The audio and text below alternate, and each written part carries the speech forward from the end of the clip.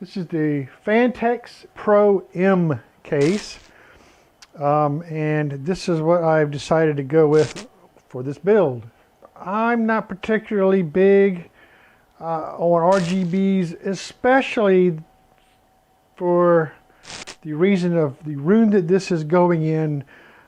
Do not need bright RGBs flashing everywhere and such. It needs to be a kind of a low profile when it comes to sound and when it comes to brightness, even though I know you can turn the RGBs off and everything. Not really worried too much about the RGBs on this. So this is more of the budget end of the Phanteks cases, particularly talking about the Phanteks Evolve X case that has all the full-blown features of a computer case. This is a mid-tower case that has one drive bay at the top if you so choose to use that, and it's got nice grilled front, like a metal front to it. We'll go ahead and turn this way, and I'll go ahead and have the pleasure of removing the plastic off of the tempered glass. So we got that off there. I like this case simply because, and even though it's kind of a more of a budget case from Phanteks compared to their other models, you get the full smoked mirrored top to bottom glass. I really like that. And the full all the way across power supply shroud there at the bottom. But I kind of like the smoked glass look. It kind of tones things down a bit. Nice full side panel glass, tempered glass here. Pretty awesome. And up top we have a filter, a magnetic filter, which is common with the Phanteks cases. And up top there's enough room to mount a couple of 140 millimeter fans.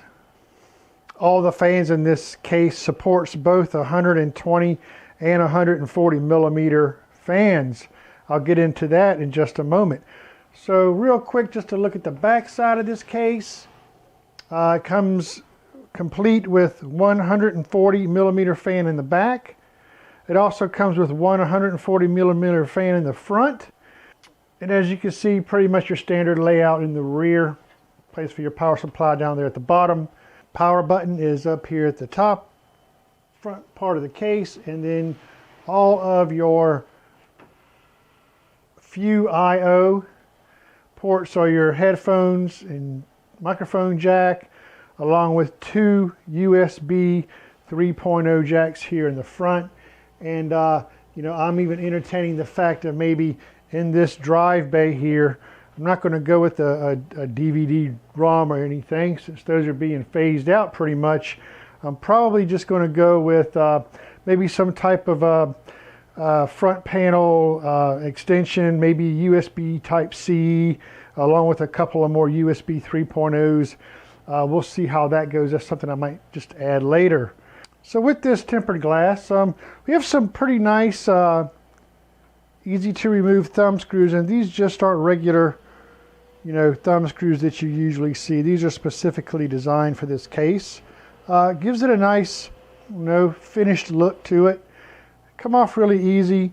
There is a small rubber washer around the thumb screw itself, but it's not going anywhere, and it's even kind of tough to remove, so no issues there. We'll go ahead and just take all of those out, and we'll remove this glass. So this case supports eATX up to 264 millimeters wide, ATX, micro ATX, and mini ITX. So this case does support 120 millimeter radiator in the front, up to 360 millimeter radiator, as I talked about earlier, up top, and it supports 120 millimeter radiator on the rear. So you have the graphics card clearance on this is 420 millimeters with no hard drive brackets, which do go here, by the way. There are some hard drive brackets that you can put there that you'll have to order separately, by the way. This does support 8 3.5-inch drives. There are 2 3.5-inch drive bays included. I'll have to show you that. That's on the back side of the case. There are 3 2.5-inch bays supported by this case. Only one is included. That's behind where the motherboard gets mounted. I will have to show you that also. You have a 318 millimeter clearance for your power supply. And as far as the depth goes for your CPU air cooler, 194 millimeters. So I don't know if you notice right here, these are where the drive bays are going to be going, if you so choose to purchase those and install those. But there's these doors that have screws on them that come open. That's for your wire management, so you can feed in your data and SATA cables nice and neat. They're all closed off right now. I like that because I don't plan on putting anything here. Actually, I want this nice and open and clean looking. So I'm going to put my drives on the back of this case. We also have a door that's down here connected to the power supply shroud that can come off. There's a door right here that comes off that allows for your 360 millimeter rad to be put into place. You have the nice rubber grommets for your cable management. That's always a good thing. And an open part of the window here so you can see the actual brand of your power supply that you're using. So what I'm going to be doing in this particular instance is I actually have a few Phanteks fans that I have accumulated from various builds, and I'm going to be actually adding some of these. Now, I'm not always a big fan of white fans, but a couple of things. For one, I already have them. For two, may not look so bad in a dark case like this. These aren't RGB fans, and they're not going to be, protruding any kind of light. And that smoke glass look to it will kind of soften the whiteness of it a little bit. I think it might be a good contrast, basically, with the dark part of the case. So we'll see about that.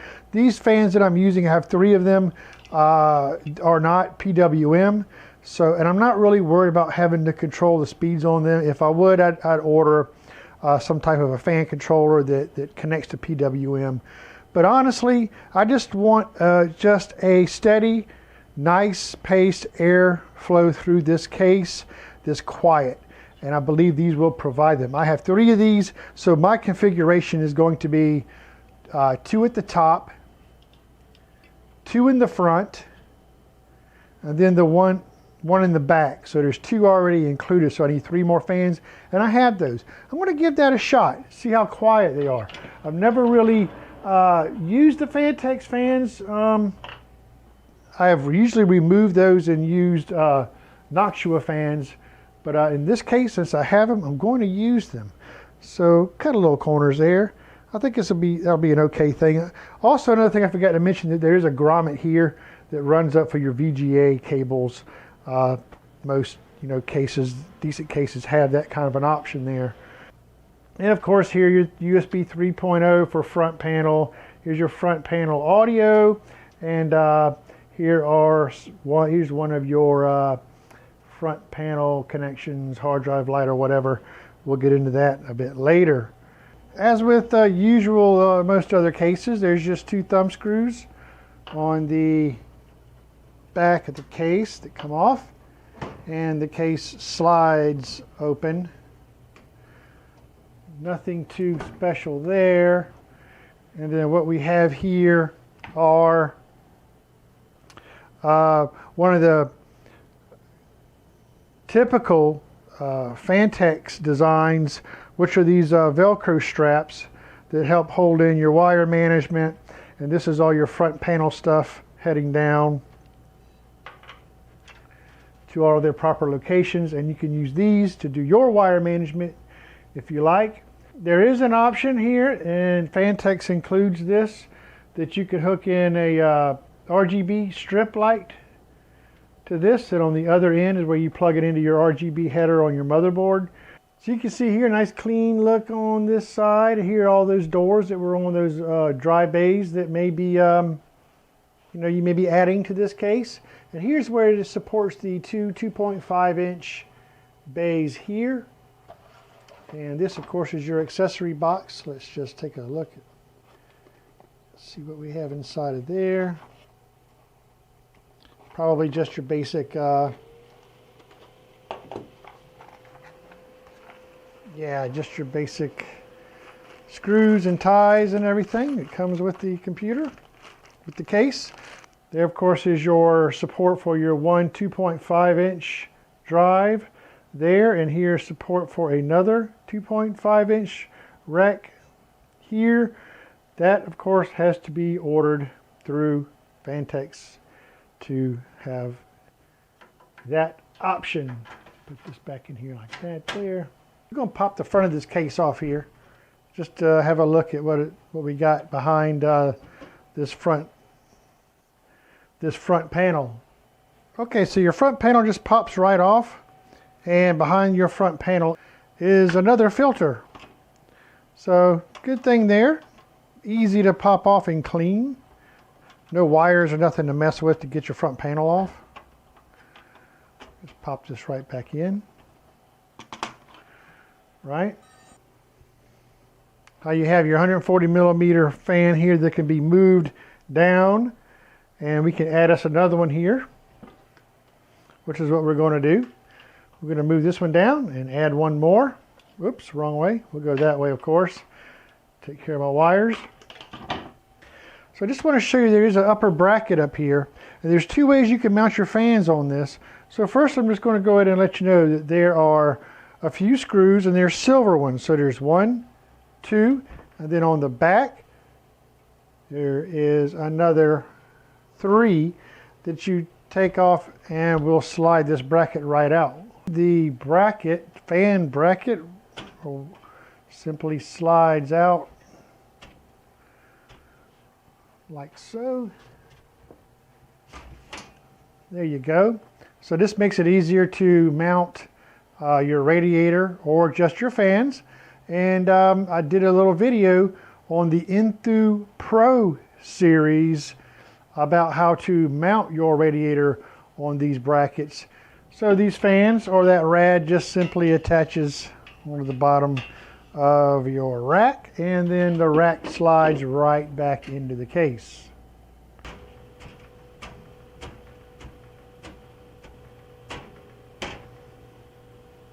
Okay, so just this is the results after I installed the extra fan in the front here. That's what that looks like, and that's what that looks like there with the 2 fans I've added up top. Of course, we got the 1 fan at the back. That's going to be pretty much the review of this Phanteks Enthoo Pro M case. We're going to go ahead and do a build on it and see how it turns out. Look at the size of the back plate it cut out, man. I mean, that gives you plenty of room to work if you ever want to change your cooler. I like it. Anyways, let's get a build on there. This is the Phanteks Pro M case review. Let's get our parts installed. Well, here's the final build of it, everything, how it ended up in the case. It's all blacked out. I love it. The back plate of that video card, man, is a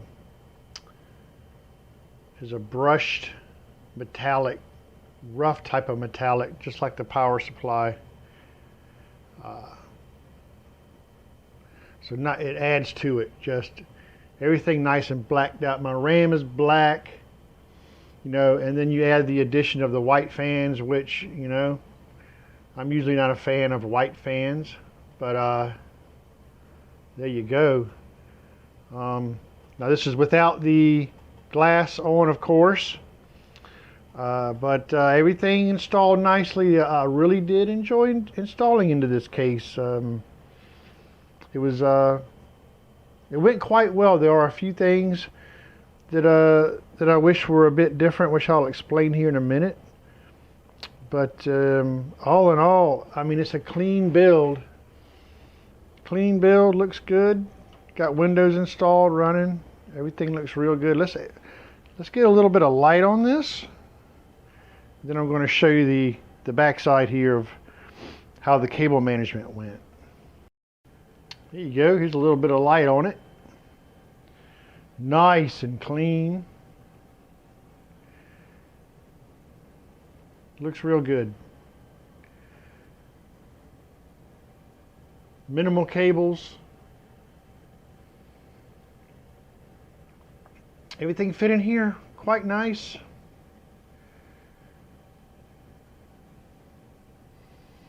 So I'll give you a little peek at what it looks like with the glass on it also, but at this point though, I love it. It's wide open. Decided to go with no water. Didn't want to go water in this case. That cooler's plenty.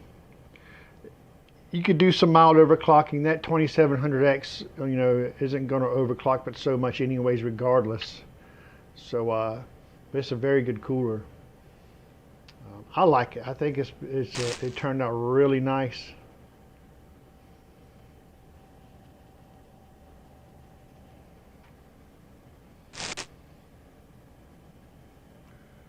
So I'll just go ahead and take the side panel off.